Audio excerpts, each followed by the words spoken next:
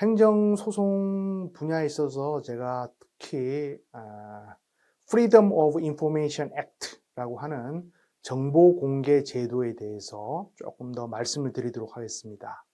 이는 미국 정보자유법에 의거한 것인데, 정보공개 제도라는 것은 한 200년 전에 스웨덴에서 가장 먼저 이 제도가 만들어졌습니다. 그래서 이 제도가 만들어진 이후로 우리나라는, 대한민국은 세계에서 12번째로 정보공개 제도를 도입했습니다.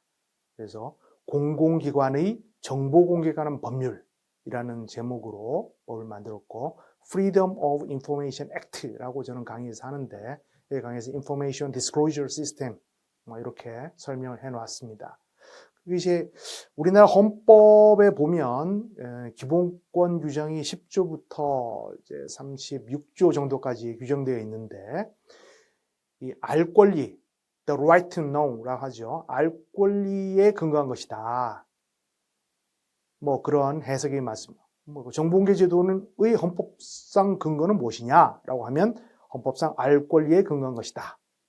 그리고 열린 정부, open government, 투명성, transparency, 햇빛은 가장 좋은 살균제다라는 그러한 말에서 알 수 있는 바와 같이, 어떤 정책 결정이 밀실에서 이루어진다면 과연 그것이 페어하게, 공정하게 온 국민을 향해서 이익을 위해서 형성되었는지 여부를 알 수 없지 않겠습니까?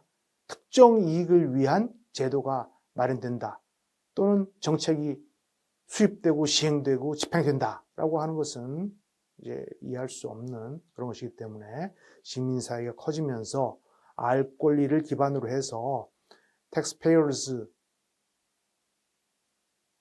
세금을 납부하는 납세자의 입장에서는 정부가 정책을 명명백백하게 밝힐 것을 요구하고 있는 것입니다.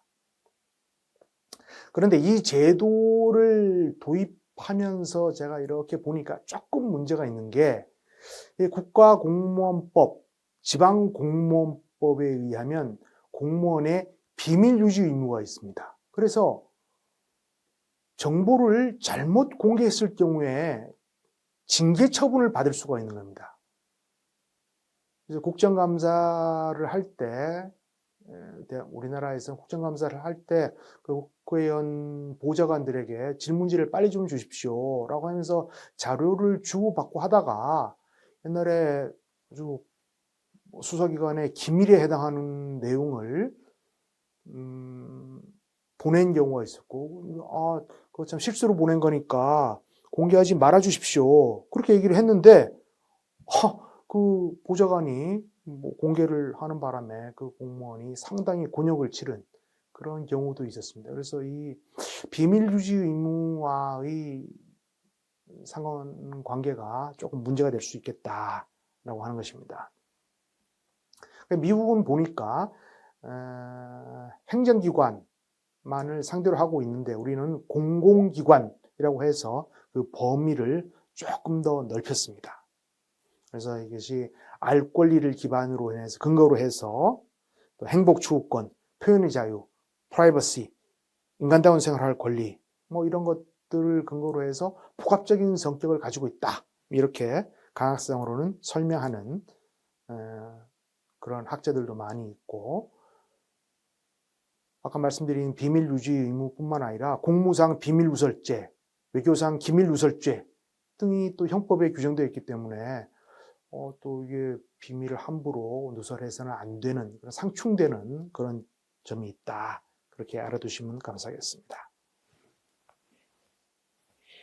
그 주체는, 과연 이 정보공개 제도를 이용할 수 있는 주체는 누가 되겠는가라고 보면, 우리나라 원래는 그 행정소송에서 원고 적격은 법률상 보호할 가치 있는 이익을 가진 사람이어야 되는데, 이게 모든 국민은, 이렇게 되어 있어요. Any person, 모든 국민은 정보공개 제도를 이용할 수가 있는 겁니다. 그래서 이유는 묻지 않습니다. 그래서 호기심에 의한 것도 됩니다. 호기심에 의한 것도. 미국 법을 이제 공부를 해보니까 도망자, fugitive, 도망자를 제외하고는 any person, 모든 국민이 제도를 이용할 수 있다. 이렇게 되어 있어요. 우리나라 법에는 외국인도 됩니다. 학술 연구를 위한 것이거나 또는 그런 경우에 외국인도 주거가 있고 학술 연구를 위한 경우에 외국인도 제도를 이용할 수 있습니다. 그래서 이명박 대통령 MB의 그 대통령 취임과 관련해서 문제가 되던 BBK 사건이 있었는데 그때 BBK 김병준이라는 그 양반이 교도소에 있으면서 프리덤 오브 인포메이션 액트를 이용해서 굉장히 많은 소를 제기한 경우가 있었습니다. 이 정보공개 제도라는 것이 굉장히 관료 제도의 투명성을 높이는데 굉장히 큰 역할을 한 그런 제도입니다. 우리나라에서는 참여연대와 같은 시민단체에서 기관장들의 판공비 사용 내역을 공개하라. 이렇게 해서 기관장들이 판공비를 공정하게 쓰지 않고 사익을 위해서 쓴 경우를 잡아내기 시작했습니다. 그래서 기관장들이 판공비를 함부로 사용할 수 없는 그러한 일도 있었습니다. 그리고 이제 모자이크 이론이라고 해서 끊어서 조금씩 청구를 하는 국가 기밀에 해당하는 것을 조금씩 끊어서 청구를 한 다음에 그것을 퍼즐을 맞추듯이 맞춰서 그래서 국가 기밀을 탐지해내는 그러한 경우도 있는 것으로 알고 있습니다. 그래서 이게 남용이 되는 이 정보공개 제도가 남용이 되는 그런 경우가 있어. 제가 송무를 담당할 때 보니까 아까 말씀드렸듯이 국가소송 10,000건, 행정소송 40,000건, 50,000건 정도의 소송을 지휘를 하고 있는데 국가 패소율이 상당히 높아지는 겁니다. 그래서 아니 국가 패소율이 왜 이렇게 높아지느냐라고 알아보니까 이 정보공개 소송을 155건을 청구한 사람이 있었습니다. 그래서 동일한 사건을 끊어서 하나씩 내면 따뜻한 법원을 지향하는 우리나라 법원에서는 정보공개 소송에서 대부분 공공기관이 패소를 하고 있는 것이 사실상 현실입니다. 그래서 이걸 어떻게 극복할 것인가를 고민하다가 그 양반을 면담을 해보니까 이렇게 쓸데없는 정보공개 소송을 왜 이렇게 많이 제기하느냐라고 물어보니까 그 당시에 마약 사범으로 수용되어 있었던 사람인데 노역장 유치 집행을 받지 않고 그다음에 재판 그 사람이 정보공개 소송뿐만 아니라 고소고발 진정해서 수백 건의 서류를 기관에 냈습니다. 그래서 노역장 유치도 하지 않고 바람쐬러 나가기도 하고 공무원들도 괴롭히고 승소하면 돈도 받고 이런 식의 얘기를 해서 그 면담한 자료를 가지고 제가 법원에 제출을 하고 그다음에 교도관을 증인으로 고등법원에 증인으로 나오십사라고 해서 소송 수행을 해서 고등법원에서 제가 이겼습니다. 이겨서 대법원에 가 있는 사건에 제가 이긴 사건의 자료를 전부 보내서 대법원 판결을 만들어냈습니다. 자, 대법원 판결을 만들어서 정보공개 제도를 남용하는 경우에 자기에게는 이익이 없고 공무원들을 괴롭히는 등의 그러한 이유로만 정보공개 소송을 제기하는 것은 인정할 수 없다라는 대법원 판결이 나왔습니다. 그래서 우리나라에서 정보공개 소송에 있어서 권리남용 제도가 인용된 최초의 판례이자 혁신적인 판례인데 제가 정보공개 제도를 볼 때마다 저런 대법원 판례를 만들어냈다는 것에 대해서 스스로 참으로 대견스럽게 생각하고 있습니다. 그래서 우리나라에서 미군과 관련해서 미군에게 우리나라 국민이 군사훈련을 하다가 사망한 경우가 있었는데 그러한 경우에 그 자료, 관련 자료를 내달라든가, 우리나라 한미 FTA 같은 경우에 한미 FTA 협상안에 초고를 내달라든가, 그다음에 간첩 등이죠. 보안 관찰에 관한 통계를 내라든가. 통계를 내라는 것이 무의미한 숫자의 나열로만 보일 수도 있지만 그것이 다른 정보와 결합했을 때에는 극히 국가 안보에 위해가 된다라고 소송을 해서 제가 이긴 적도 있습니다. 그래서 이게 정보공개 제도에 있어서 가장 중요한 것은 그 예외 조항입니다. exemption. 예외 조항이 중요한데 public security, national security, 국가 안보에 관한 것, privacy에 관한 것, 그죠? 그다음에 수사, 집행, 뭐 이런 쭉 여러 가지 예외 조항이 있는데 그런 것 보안에 관한 내용 이런 것들을 어떻게 해석하느냐 하는 것들이 쟁점이 됩니다. 국가소송, 행정소송 전부 연결되는 것인데 중세에 있어서 군주가 입법, 행정, 사법의 권한을 다 가지고 있다가 사법에 관한 권한을 저지, 테크노크라신 판사들, 저지와 프로시큐터에게 넘겨준 다음에 가지고 있는 가장 큰 권한은 사면권입니다. 대한민국에서도 대통령이 5년 단임제이기 때문에 대통령이 취임할 때마다 일반 사면 또는 특별 사면을 행하곤 했는데 그 사면 관련 자료를 공개하라 라는 이런 소송도 있어서 제가 사면 관련 소송에도 직접 해본 적도 있고 그 다음에 사면의 남용을 방지하기 위해서 사면위원회를 만들었습니다. 사면위원회의 명단을 공개하라 뭐 이런 소송도 있었고 관련 국무회의의 안건을 공개하라 뭐 이런 소송도 있었습니다. 우리나라가 로스쿨 제도 시스템을 도입하기 전에 사법시험을 유지하고 있었는데 사법시험 1차에 문제와 답을 공개하라. 그렇죠? 그다음에 2차 답안지를 공개하라. 당시에는 사법시험을 총무처에서 관하고 있었는데 총무처의 고시 1과, 2과에 직원이 몇 명 되지가 않습니다. 그런 경우에 이 정보공개 소송이라든가 이런 것이 들어옴으로 인해서 총무처에서 굉장히 애를 많이 먹었고 그래서 사법시험 제도를 법무부로 이관했고 법무부에서 법조인력 정책과가 사법시험을 관장하다가 지금 와서는 로스쿨 제도, 로스쿨 바 exam을 담당하고 있습니다. 그리고 뭐 국가기관에 징계가 있은 경우에 징계 관련 회의록을 공개하라든가 아까 말씀드렸던 업무 추진비의 내역을 공개하라 뭐 이런 것이 굉장히 많이 있습니다. 우리나라 수사와 관련해서는 수사기관에서 수사 기록을 공개하지 않고 있습니다. 원칙적으로. 그런데 공개하지 않고 있는 것이 검찰 사건 사무 규칙인데 검찰 사건 사무 규칙, 검찰 보존 사무 규칙입니다. 이런 것들을 법원과 헌법재판소에서는 국민의 권리 의무에 영향을 미치는 법규성이 있는 것이 아니라 행정기관 내부적인 효력만 있는 것이기 때문에 행정규칙에 불과하다라고 해서 수사기록에 관한 정보공개 소송이 들어오면 수사기관에서 대부분 이제 패소하고 있는 것이 실정입니다.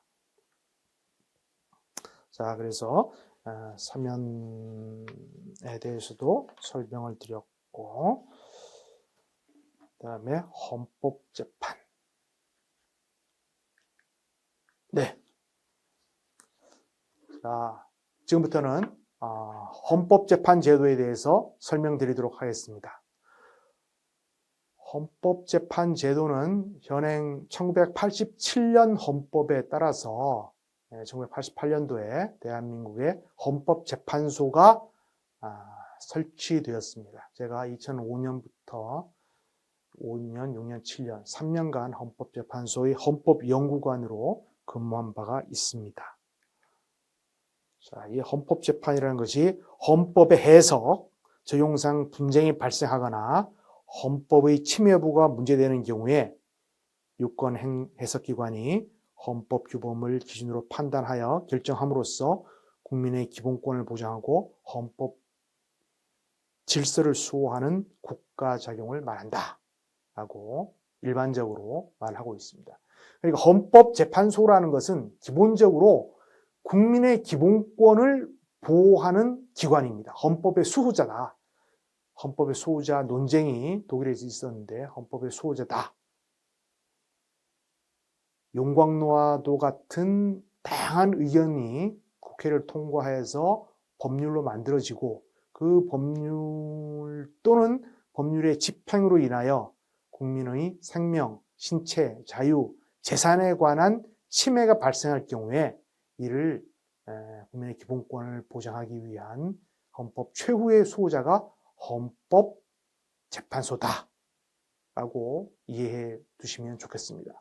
미국 수프림 코트도 사실은 우리나라의 헌법재판소와 같은 기능을 한다 이렇게 알아두시면 좋겠고, 독일의 분데스베르파송스게리트도 독일 연방헌재, 우리나라가 독일 연방헌재에서 많은 이론을 수입하기도 했고 미국 수프림 코트에서도 많은 이론을 수입해서 주옥과 같은 결정을 선고함으로써 국민의 기본권 보장에 혁혁한 공헌을 하고 있다. 이렇게 알고 계시면 좋겠습니다. 그래서 우리나라 헌법재판 제도를 아시아에 많이 수출하려고 하고 있는 것으로 알고 있습니다. 그래서 헌법재판소에서 하는 가장 헌법재판의 종류가 뭐냐라고 하면 우선 국회에서 만든 법률, 그죠? 국민의 대표자인 대의제국가 제도를 채택하고 있는 대한민국 체제에서 국민의 대표인 국회에서 법률을 만들었는데 그것이 헌법에 위배된다, 위헌이다 하는 위헌법률심사제도가 이론상으로는 위헌법률심사제도가 가장 중요한 제도죠. 가장 중요한 제도입니다. 대한민국의 체제가 법치주의와 민주주의라는 두 가지 기둥으로 서 있다고 말씀드릴 수 있습니다. 민주라는 것은 국민적 정당성을 가진 투표에서 선출된 대통령과 국회라는 두 개의 정당성의 축이 있고 입법 행정을 담당하고 있는 것이죠. 그리고 사법은 이 국민에 의해서 직접 선출되지 아니한 판사나 재판관들이 담당하고 있는데 과연 판사나 재판관이 민주적 정당성을 가지고 있느냐 이런 게 항상 문제가 됩니다. 이제 이중의 지위를 가지고 있는데 대통령의 임명에 의해서 헌법재판소 재판관이 임명이 되는 거예요. 판사는 뭐 또 대법원장이 또 임명하는 이런 형식으로 되어 있지만 헌법재판소에서 가장 중요한 것이 위헌법률심판이다. 그 다음에 탄핵, 박근혜 전 대통령이 탄핵으로 인해서 지금 아직도 교도소에 수감되어 있는 것으로 알고 있고, 정당 해산, 독일에서도 2번 정도밖에 없었는데 우리나라는 통진당에 대해서 해산 결정을 내렸고 관련 국회의원들이 행정소송, 당사자 소송으로 신분을 다투는 그러한 소송을 제기한 바가 있습니다. 제가 조금씩 다 관여를 했던 사건이라서 이게 뭐 헌법재판이라든가 송무 설명을 드린다는 것은 사실은 표면적으로 나타난 결정문이라든가 판결문 이외에 비하인드 스토리를 많이 알기 때문에 이제 공무상 비밀이 누설될 그런 우려도 굉장히 있는 분야입니다. 사건을 처리하다 보면 비하인드 스토리를 많이 알게 됩니다. 그 다음에 권한쟁의도 뭐 지방자치단체 간 또는 뭐 중앙정부와 지방자치단체 간의 권한쟁의가 많이 발생하고 있는데 행정소송에 아까 말씀드린 대로 항고 당사자 민중기관소송이 있는데 이게 기관소송과 유사한데 현재는 행정소송에 있어서의 기관소송은 많이 이용되지 않고 헌법재판소에 있어서의 권한쟁의가 많이 이용되고 있습니다. 그 KTX역, 천안 아산역을 이름을 어떻게 지을 것인가 하는 것도 뭐 권한쟁의가 되고 있으니까. 중요성이 늘어나고 있습니다. 그 다음에 가장 중요한 것, 가장 빈도가 많은 것이 헌법소원제도입니다. 헌법소원제도, 국민의 기본권, 공권력의 행사 또는 불행사로 인해서 기본권 침해당한 국민들이 헌법재판소법 68조 제1항에 의해서 헌법소원을 제기해서 기본권을 구제하는 그런 제도입니다. 아까 말씀드린 그 행정소송에서 그 행정법원 판사들이 업무가 많아지니까 행정소송의 개념, 그 처분의 개념을 행정행위로만 이렇게 축소해서 해석하려는 경향이 많았습니다. 그렇게 되니까 행정소송으로 구제를 못 받는 국민들이 헌법재판소법 제68조 1항 소정의 헌법재판 제도를 이용해서 국민의 기본권을 보호받으려는 그런 경향이 많습니다. 그래서 지금 헌법재판소에서 가장 많이 이용되는 제도는 헌법소원제도입니다. 그리고 위헌법률심판, 그리고 권한쟁의가 조금씩 늘어나고 있는 추세이고, 탄핵은 탄핵 소추가 된 것은 한 번 더 있지만, 한 번 지금 임성근 부장이 또 탄핵 소추가 돼 재판을 받고 있고, 노무현 대통령도 탄핵 소추가 된 바가 있지만, 탄핵 결정이 내려진 것은 박근혜 대통령 한 건 있습니다. 정당 해산은 통진당 사건 한 건. 독일에서는 2건밖에 없는 것으로 알고 있습니다. 이게 민주주의, 국민적 정당성을 가진 국민의 심판을 받은 정당을 국민의 정당성이 없는 사법관들이 해산하는 결정을 하는 것이 맞느냐 하는 데 대해서는 굉장히 논란이 많이 있습니다. 그래서 저거를 함부로 선고하는 것이 만만치 않은 각 정당의 정당의 정강을 볼 때 정강 안에 민주적 기본 질서를 위배하는 내용이 있다고 해서 그것만으로 위헌 결정을 하기는 쉽지가 않습니다. 쉽지가 않고, 이제 헌법소송은 어떻게 수행을 하느냐라고 하면, 이제 해당 부처에서 의견서를 작성해서 내고 있고, 이게 법률적으로 행정부 내에서는 법무부가 가장 법을 잘 아는 부서라고 보여지기 때문에 법무부에서는 정당 해산 심판이라든가 권한쟁의 사건에 있어서는 정부를 대표할 뿐만 아니라 위헌법률 심판이나 헌법소원 사건에 있어서도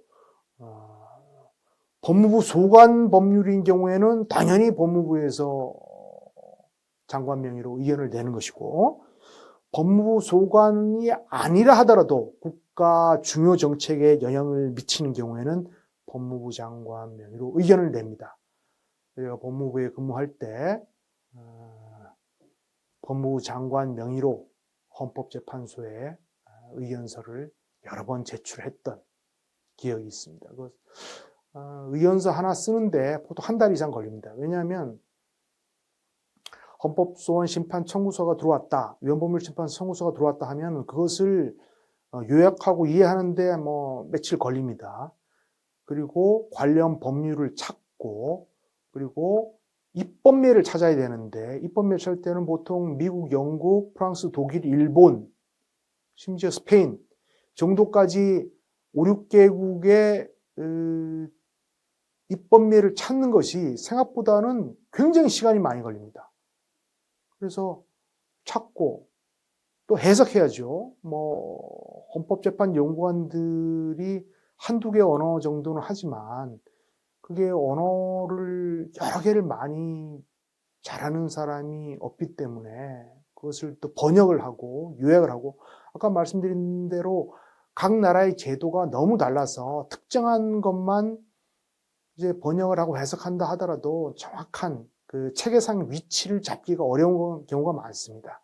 그래서 그런 경우에 답안을 쓰는 것이, 의견서를 쓰는 것이 쉽지 않아요. 한 달에 한 건 연구관 보고서를 쓰는 것이 쉽지 않습니다. 그래서 혹자는 대법원 재판연구관들은 일주일에 15건씩 의견서를 쓰는데 헌법재판연구관들은 왜 그렇게 의견서를 적게 쓰느냐라고 하는데 이게 풀빵을 찍어내는 업무처럼 쉽게 헌법재판 의견서가 나오지 않습니다. 물론 간단한 경우도 있지만 굉장히 고난이도의 것입니다. 헌법이라는 것이 130개 조항 정도밖에 안 되는데 헌법 조항의 일반성, 추상성, 개방성으로 인해서 그 해석의 여지가 너무 많은 겁니다. 그리고 그 헌법이라는 것이 그 부속 법률에 의해서 집행이 되고 구체화된 법률에 의해서 집행이 되는데 그 제도의 뼈대 전체 시스템을 알아야지 이것이 위헌이 되는지, 그리고 실무상 예를 들어서 사법시험이나 변시 합격자 수를 공개하는 게 맞느냐 안 맞느냐 이런 것들이 아주 정책적 결정이 필요한 것입니다. 그 실무상으로 제대군인 가산점 사건에 있어서도 군대에 갔다 온 사람에게 그 가산점을 준다. 이것이 위헌이냐 아니냐. 군대를 갔다 오지 않은 사람에게는 이미 군대 미필자 입장에서 보면 갔다 온 사람이 가점을 받으니까 불리하지만 갔다 온 사람 입장에서는 2년, 3년의 세월을 국가에 봉사한 이 정도의 보상은 받아야 되겠다라고 하는 그런 입장이 충돌하는 것이니까 아주 굉장히 헌법적인, 정책적인 판단 능력이 필요하지 않겠습니까? 헌법의 해석 적용이라는 것이 기본권의 충돌과 같은 그런 사건이 많은데, 예를 들어서 언론에 의해서 인격권이 침해되었다고 하는 사건을 생각해 본다면, 언론에 있어서는 표현의 자유, freedom of expression, 표현의 자유를 주장하는 미국의 대부분의 서적이나 책자를 보면 표현의 자유를 강건하게 지지하는 그러한 내용은 많지만, 언론의 보도로 인해서 개인의 프라이버시가 침해된 그런 사람 입장에서는 이걸 어떻게 보호할 것이냐, 언론의 공격에 대해서 개인 인격권이 침해된 이런 사람은 수동적인 입장에 설 수밖에 없지 않겠습니까? 그래서 언론에 의해서 낙인이 찍어지고 좋은 글씨가 새겨진 이런 상황에서 그것을 방어를 한다고 소를 제기하거나 언론중재위원회에 제기를 한다면 그것이 또 언론에 나서 2차 가해가 되는 그런 현상이 발생하고 있기 때문에 헌법적인 어떤 판단을 내린다는 것이 결코 용이한 것은 아니다라는 그런 말씀을 드립니다. 헌법재판은 수행을 할 때 각급 행정기관에서 의견서를 제출을 하고 법무부에서도 의견서를 제출해서 국가의 중요 정책이 위헌이 선고됨으로써 법 집행이 형형화되는 그런 결과를 막기 위해서 상당히 노력을 하고 있다. 이런 말씀을 드립니다. 자, 그러면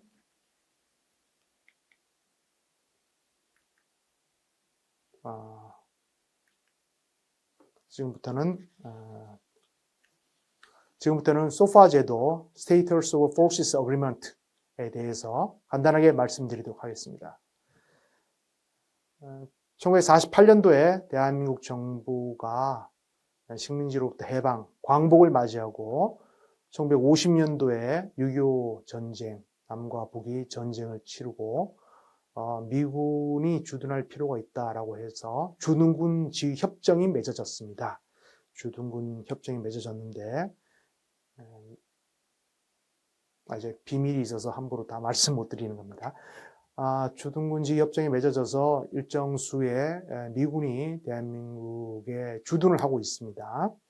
그런데 그 주한 미군이라든가 그 구성원들이 직무를 수행하면서 자동차를 운전하다가 그 대한민국 국민에게 손해를 가하는 그런 경우가 발생할 수 있지 않겠습니까? 그런 경우에 소파 협정을 맺어서 국가배상법에 따라서 국가가 국가배상법과 유사한 것이죠. 공무상 손해냐, 비공무상 손해냐에 따라서 배상을 해주고 있습니다. 그래서 형사 절차에 대해서는 형사분과위원회에서, 민사에 대해서는 민사분과위원회에서, 제가 법무부 총무과장으로 있을 때 대한민국 정부를 대표해서 민사분과위원회에 가서 회의도 하고 소파 협정의 민사 절차에 관한 부속 법령을 언더스탠딩을 몇 개 만들었습니다. 만들어서 법무관, 당시 커널 레이였는데, 레이랑 협의를 해서 아주 합리적인 양반이라서 이 조항이 로이어로서 페어하다고 생각하느냐라고 얘기를 해서 상당히 많은 규정을 만들고 제가 있을 때는 협조가 잘 됐습니다. 그런데 미군 입장에서도 세계 여러 곳에 미군을 주둔시키고 있는데 자국의 국민이 타국에서 다른 시스템에 의한 그 사법적 판단을 받는다는 것에 대해서 조금 우려를 가지고 있는 것 같기도 합니다. 그래서 민사분과위원회에 있어서는 그런 문제가 없도록 협조가 잘 되었고, 우리나라 형사분과위원회에서는 중범죄를 저지른 미군 등의 신병을 기소 시에 인도받을 것이냐, 수사 초기에 인도받을 것이냐 하는 그런 것으로 밀고 당기고 해서 과연 주권의 행사가 어느 부분에까지 미칠 수 있는가에 대해서 여러 번 회의를 많이 했던 그런 기억이 납니다. 그래서 송무 업무 중에 소파 협상도 포함해서 대한민국에서는 운영을 하고 있습니다.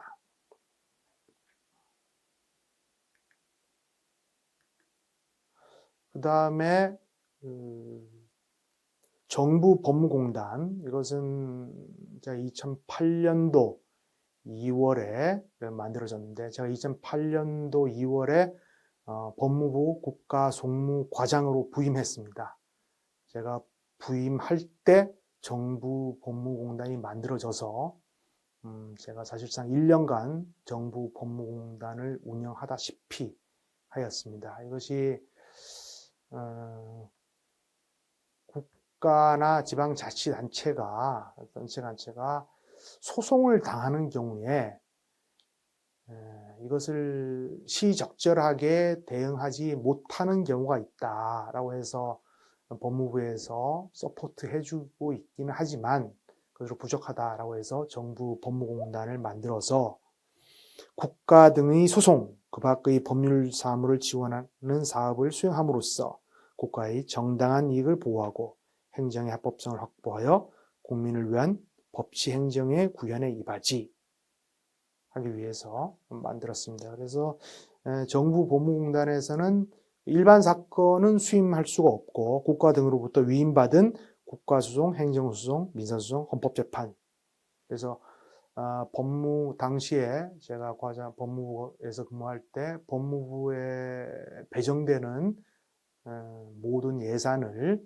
정부 법무공단의 사건을 위임하면서 정부 법무공단을 살리기 위해서 애를 많이 썼던 그런 기억이 있습니다. 그리고 국가의 입장에서 어떤 연구를 해야 되는데, 이제 연구가 일반 학자들에게 그냥 그것을 이렇게 용역을 주기가 조금 비밀스러운 부분이 있습니다. 그런 경우에 정부 법무공단에 용역을 줘서 보고서를 받는 그런 경우도 있습니다. 자, 그 다음에 공익법무관 제도입니다. 공익법무관 제도는 현재는 로스쿨을 졸업을 하고 군대에 가야 되는데, 이 자원들을 공익법무관 제도로 만들어서 사람들을 법률 구조와 송무 업무를 담당하게 하는 것입니다. 그래서 법률가로서의 자격을 갖춘 사람들이기 때문에 일반 행정고시를 친 사람들보다도 훨씬 더 법률적 소양이 많은 그런 사람들로 인해서 법률구조와 송무를 하고 있는데, 법률구조공단에서 법률구조 업무를 하거나 또는 각급 검찰청에 배정이 돼서 송무 업무를 담당하고 있습니다. 우리나라는 작년 말, 그러니까 사실상은 올해 초부터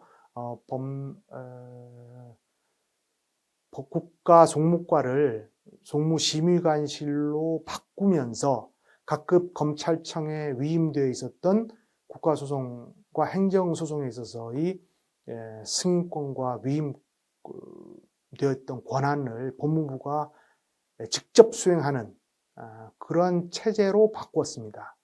근데 이것은 이제 그래서 법무부에서는 한 10명 정도의 계약직 공무원, 변호사를 계약직 공무원으로 고용한 것으로 서기관 1명, 사무관 10명 정도로 고용해서 하고 있는 것으로 알고 있는데, 지금 요 인원 가지고는 10 몇 명 가지고는 부족하고, 그래서 서울 고검에 있던 공익법무관들을 법무부 소속으로 이관시켜서 업무를 하고 있는 것으로 알고 있습니다. 그런데 저는 검찰청법에 의하면 국가소송이나 행정소송을 검사의 직무 범위로 넣어놨기 때문에 고검이 있는 곳에서는 고검이, 없는 곳에서는 지검이, 한 20년 이상 된 고검검사들이 국가송무를 수행하는 것도 나쁜 방안은 아니다.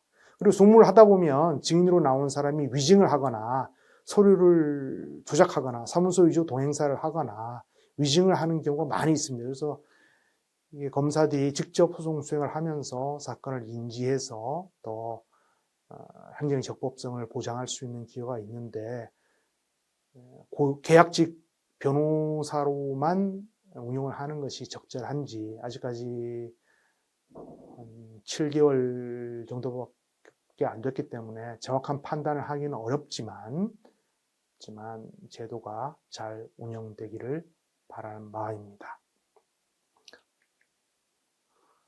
Finally, I have a quiz for you. 자, 이제 본 강의는 다 끝이 났고, 다른 나라의 제도를 또 익숙지 않은 언어를 통해서 익히는 건 쉽지 않은데, 지금까지 말씀드린 내용을 간단한 퀴즈 형식으로 해서 여러분의 이해를 돕도록 해보겠습니다. 먼저 첫 번째 문제입니다. 적절하지 않은 것을 고르시오. 뭐 그런 문제입니다. 이것이 그렇죠. 이제 제가 뭐 우리나라의 사법시험이나 변호시험도 많이 출제를 해봤는데, 과연 이제 익숙지 않은 영어로 문제가 나오니까 저도 사실은 좀 익숙지가 않습니다. 그러면 국가송무제도의 수행과 관련해서 적절하지 않은 것은 보면은 1번에는 총체적인 수행, 그죠? 국가송무제도의 총체적인 이해와 수행과 실행에 관한 것이다. 맞는 것이라고 봐야 되고, 그 다음에 헌법재판에 관해서 각 행정기관에 대한 이해를 돕도록 조언을 준다. 이런 것은 맞는 것이고, 4번에 국가배상제도의 문제에 대해서 업무를 담당한다라는 것은 맞는 것이지만, 세 번째, 프랑스에서는 제가 말씀드린 바와 같이 프랑스에서는 특별한 송무제도를 두지 않고 각급 행정기관이 스스로 알아서 해결을 한다라는 것이기 때문에 3번이 답이 되겠습니다. 두 번째 문제는 두 번째 문제입니다. 이것도 적절하지 않은 것. 근데 이 문제를 제가 직접 출제한 것은 아닌데 1번과 4번의 보기를 보면 헌법 29조냐 30조냐 이 차이입니다. 우리나라 헌법의 29조 제2항에 이중배상 금지의 원칙이 규정되어 있기 때문에 답은 1번이 틀렸습니다. 보기 2번에는 그 주체가 누가 되느냐, 그 다음에 3번에는 상호주의 원칙이 적용된다, 뭐 이런 내용이니까 답은 1번입니다. 그 4번이 맞기 때문에 1번이 틀린 답이 되겠습니다. 그리고 세 번째 문제입니다. 이것도 적절하지 않은 것을 고르라는데, 송무 시스템을 할 때 법무부 장관이 이제 국가를 대표하는 위치에 있기도 하지만 법무부의 그 협력에 따라서 지위에 따라서 송무가 진행되는 경우가 많은데 법무장관이 검사를 지휘하거나 또는 검사를 소송 수행자로 지정하거나 소속 공무원을 지정하거나 또는 공익법무관을 소송 수행자로 지정을 하고 있습니다. 하지만은 해당 부처의 행정소송이나 국가소송에 있어서의 타 기관에 대해서는 법무부 장관이 직접 지휘하는 것이 아니라 해당 부처의 공무원장이 지휘를 하고 그 사람들이 법무부 장관의 지휘에 따르게 되는 것이죠. 법률상 지휘에. 그래서 틀린 답은 3번이 되겠습니다. 3번. 네, 답이 3번입니다. 자, 그다음에 네 번째 퀴즈의 문제. 행정소송에 있어서 가장 중요한 원칙이다. 그 다른 소송과 비교해서 꼭 알아둬야 할 것은 뭐냐? 집행부정지의 원칙입니다. 집행부정지. 행정소송을 제기했다고 해서 행정행위의 공정력이 정지되는 게 아닙니다. 그렇게 행정행위가 진행되고 있을 때 행정소송을 제기했다고 해서 행정처분의 효력이 정지된다면 행정이 집행되지가 못하겠죠. 그렇기 때문에 집행부정지의 원칙 1번이 답입니다. 행정 소송에 있어서 집행부정지의 원칙이 원칙으로 되어 있지만 특별한 경우에 회복할 수 없는 경우에는 집행정지라는 절차를 통해서 예외적으로 효력을 정지시키는 제도가 있습니다. 집행정지 신청을 따로 해야 됩니다. 그래서 4번의 답은 1번입니다. 1번.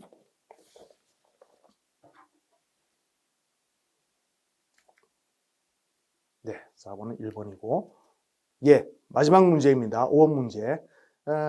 87년도 헌법에 따라서 설치된 헌법재판소의 업무 범위가 아닌 것은 어떤 것이냐, 이런 문제입니다.